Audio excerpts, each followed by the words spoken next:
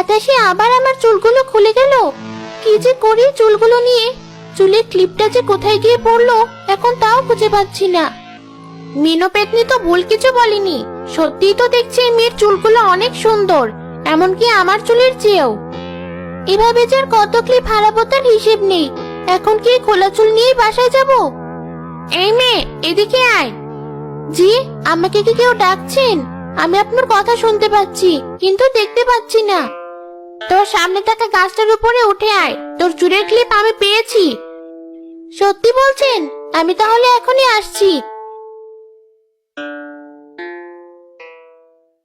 এত সুন্দর চুল আপনার! তুই মনে হয় প্রথম মানুষ যে শুরুতেই আমার চেহারার দিকে না তাকিয়ে আমার চুলের দিকে তাকিয়েছে, প্রশংসা করেছে। আমার মা সবসময় আমাকে বলে মানুষের খারাপ দিক না দেখে তার ভালো দিকটা দেখতে, আর সেই ভালো দিকের প্রশংসা করতে। তোর মা বোধহয় খুব ভালো মানুষ ছিল।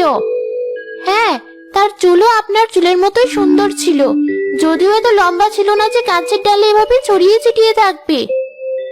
আমি তোকে দেখানোর জন্য আমার চুলে জাদু করেছি। আমার চুল আসলে এত বড় না, তবে আমি চাইলে আমার চুলগুলো বড় করতে পারি, আবার এই চুল দিয়ে ছোটখাটো কাজও করতে পারি। সত্যি বলছেন?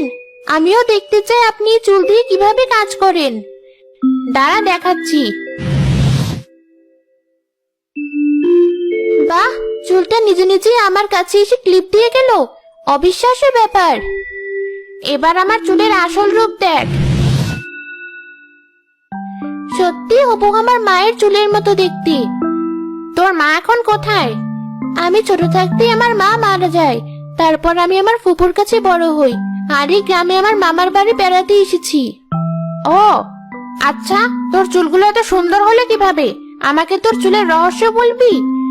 ঠিক আছে, কাল থেকে আমি আমার চুলে যা যা দেই সব আপনার জন্য নিয়ে আসব। তারপর দেখবেন আপনার চুলও আমার চুলের মতো সুন্দর হয়ে যাবে। সত্যি? আমি তাহলে কাল তোর জন্য অপেক্ষা করব। আচ্ছা, আজ তাহলে আমি আসি। টনি এরপর মেহেদির তেল আর বিভিন্ন রকমের মিশ্রণ নিয়ে প্রতিদিন পেতনির সাথে দেখা করতে যেত, আর পেতনির চুলে এসব লাগিয়ে দিত।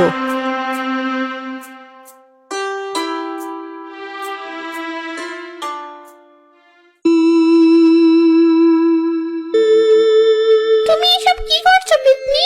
আমাকে বোঝাও তো। আমি তো ভেবেছিলাম তুমি মেয়েটাকে টেকো বানিয়ে ছাড়বে ওর সুন্দর চুলের জন্য। এখন দেখছি ওকে ভালো বন্ধু বানিয়ে ফেলেছো। আমার বদলে ওই তোমার মাথায় তেল দিয়ে দেয়। ওর দেখা দেখি তুইও দেখছি বোকা হচ্ছিস আমার অভিনয় দেখে।